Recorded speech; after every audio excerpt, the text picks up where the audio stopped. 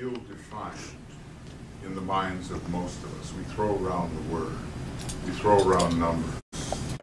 We say, oh, this is the subray here, and these are my triadal rays, and these are my monadic rays, and we haven't even got a good idea of what the monad is, or what the triad is, or the kind of perception that goes along with focusing in one of those areas.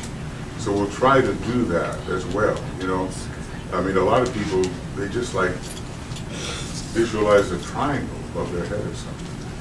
Or maybe there's a point. Here's the monad, it's a point. But a monad is a type of perception which eliminates quality. I know that's a radical statement. In other words, it is so fundamental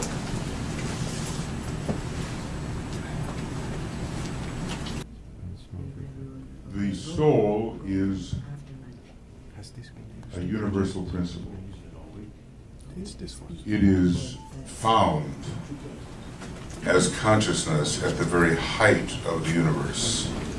The monad itself has soul. The spiritual triad is a special case of soul, severely limited from what it is in a universal sense. What we call the soul is really limited, and it is worked up, it is a type of consciousness which is worked up from experience in the dense physical body of the solar logos, consisting of the lower 21 subplanes, especially the lower 18 subplanes. It is a harvested type of experience which is supported by the presence of an aspect of the solar angel which infuses itself into a structure or matter on the higher mental plane and shapes it accordingly. So the entirety of the solar angel is not found in the egoic lotus. In other words, having pervaded the entire universe with a fragment of myself, I remain a fragment. Okay? So, it's a limited type of consciousness. It's all monad. Monadic consciousness is very, has a very tenuous kind of separative barrier, but still something. It's a oneness consciousness.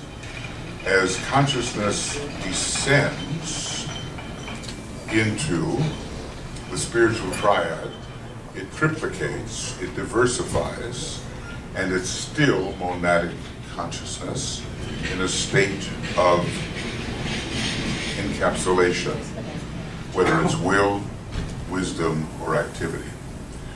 When it descends, I'm going to cry.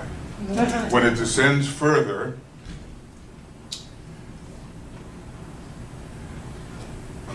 it enters the matter of the higher mental plane. From the monad, which is a 12-fold jewel, I know we've got to talk about this, Dwayne, but the higher 12, monadic is 12, soul is 12. Very interesting. The higher 12, it's all in the esoteric healing book. Just a little hint dropped there, and it shows you the 12-fold monad. So, there's a descent into the higher mental plane, and the jewel in the lotus is formed. It's a monadic projection and a limitation upon monadic consciousness. But it is the presence of the monad in the egoic lotus.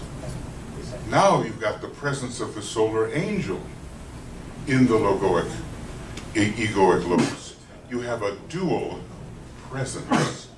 The monad, which has a long history, but is not yet advanced in terms of evolution in our solar systems, And you have the solar angel, which is very advanced, having become already an initiate in the previous solar system. Now what have you got? You've already got a projection as well of the soul in incarnation working its way up into the causal body. You have a triple consciousness within the egoic lotus. That's the consciousness that we're usually trying to get in touch with, and it's not so easy. You know, it's like a higher power. It has a lot of energy of love. Dorothy, so yes. The solar angel is an initiate at the monadic level? The solar angel has already been to Sirius for training and was a human being in the previous solar system. The solar angel has undergone 2 falls. The first fall is the fall onto the cosmic physical plane again.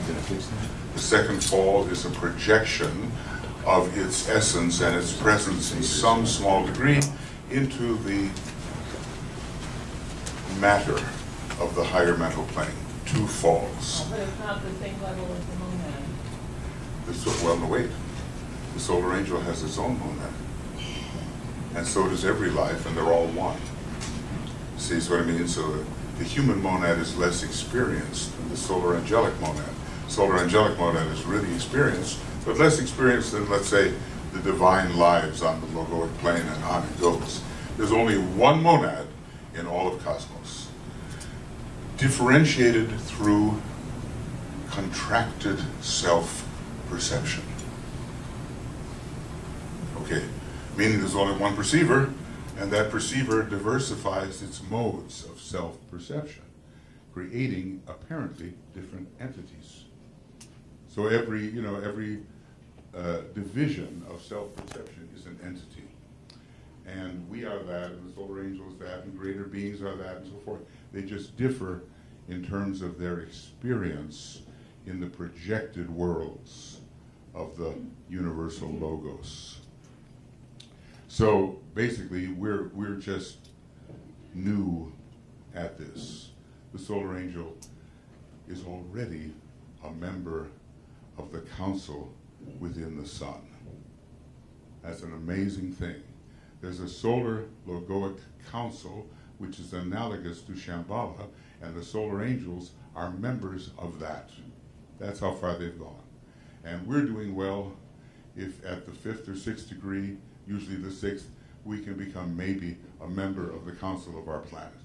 Now that gives you an idea of how distinct and differentiated in terms of development the range is between the solar angel and the man.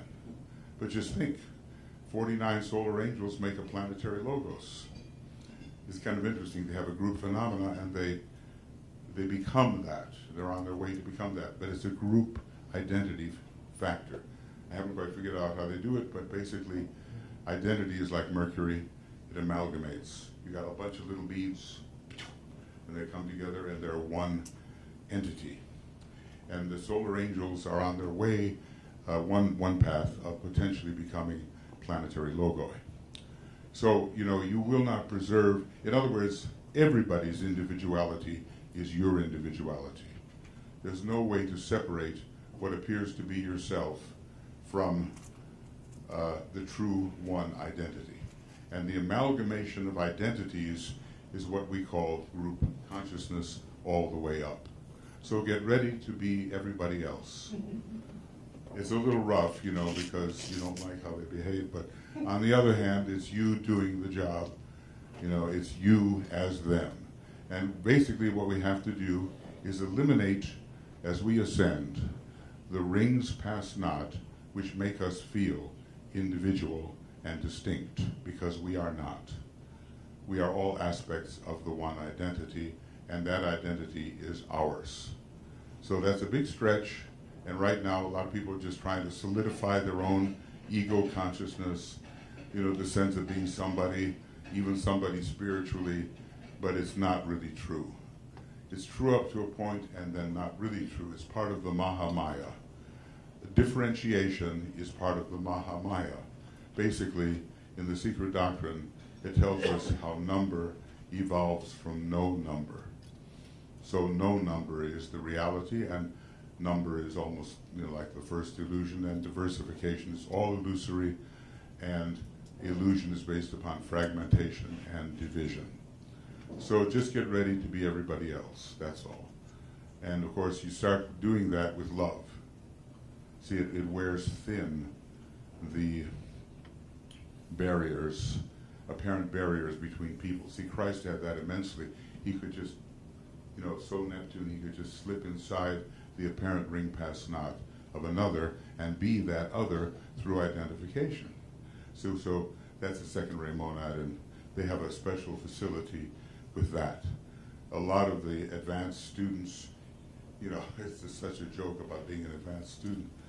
But anyway, a lot of the advanced students are coming from the moon chain of the earlier solar system, and they tend to be more on the third ray monad type. But remember, 12.5% are first ray monads and 12.5% are second ray monads. 75% would be third ray monads, and probably include 4, 5, 6, or 7 somehow among them. Now, all of this means nothing unless we get the feeling of what it means to experience as a triad or as a monad. And that's why I asked the question, what's it like? So now you have soul consciousness, you feel love, you feel unity. You somehow rise above all of that differentiation, and you're an egoic lotus in a field of lotuses, and there's a wonderful sense of circulation and participation that's good and sequential and coming. But what's it like the masters, to be focused in the triad? See, what's that like? That's a different thing. Initiates of the 4th, 5th, 6th degree, they're focused in the triad. They are triads. And what's it like then? There's a body on the third subplane of the atmic plane, I think, and that's kind of like a Masonic hint, because he didn't talk about it anyplace else except in Masonic papers. And there's something about the law of disintegration, and that's like a higher causal body, and that disintegrates, and that gives you the chance to be a full-fledged Johanic monad. And, which is, what's that like? Or even, what's the impression like? To get a monadic impression, what can that be? And I have some ideas about it. But ideas are good, and experience is better. That's what we all want. We want the experience of being the triad, just the way the masters are, and we want the experience of being impressed by the monad, just the way the Chohans are. Okay? So it doesn't do any good to go in there and throw around a lot of numbers, because we always do that all the time. This number here, that number there. People came up with all the subrays of the spiritual triad. All my atmic permanent atom is on this ray, my Buddhic permanent atom is on this ray, my monastic permanent atom is on this ray, and they didn't even read what DK said, that they're all the same ray. See what I mean? They just get inventive. That's nice, but it doesn't help anything in terms of truth. So the truth is, and we'll try to get to it, and we'll try also to have a little bit of the experience of what it's like to be impressed by these higher parts of our own nature. I've been working on this for 27 years in this life anyway, and I'm just always trying to find, I have a very Ray 3 approach to that. I try to find the formula, the magic formula, which will make it all clear. But other people just intensify their love so much that they get it. And other people maybe overpower illusion to such an extent that they force everything into oneness. I mean, like a first ray monad would do. So I have a little book. It's called On the Monad. It's fun to write. And this book is free, and it's on Makara. And actually, I've reviewed it a little bit. It's fairly clear, even though I have kind of revised a few thoughts about it, And it basically deals with the three types of monad and the 7 types of monad. There are 7 types and there are 3 types. And you just got to see what the context is. Now, if we don't meet that energy, it's just a bunch of numbers. We have to meet the energy. How do you meet it? Well, the Antikarana is how we begin to meet that. And the impersonal life is how we begin to meet that. I'm not talking about the transpersonal life. I'm talking about the impersonal life. And there's a difference. The transpersonal life is based upon all of the things you've done over millions of years to harvest quality into the quarry of your egoic lotus. So that this is your personal wisdom, you might say, harvested and stored in the treasury of the egoic lotus. But the impersonal life relates to the planetary logos and you as a part of it, and to the solar logos and you as a part of it, and it has to do with where you've been before you ever bothered with this redemption method here on this planet. We have a big, you know what I mean, a big arc, and we go on a redemptive trip, and before that we were something. Now, when you look at Blavatsky, she pretty well looks at the monad as a tabula rasa, as if it's just a passive spiritual essence, but not DK. DK says something different. DK says the monad has a huge, vast pre-experience before coming to Earth. And it probably starts on non-sacred planets, and it probably starts in the sun, and it probably starts in certain solar systems, which are the chakras of our local one, about whom not may be said, and it probably starts way, way, way, way, way back, a huge descending experience, which is out of touch with us right now, but we're working our way back. Okay?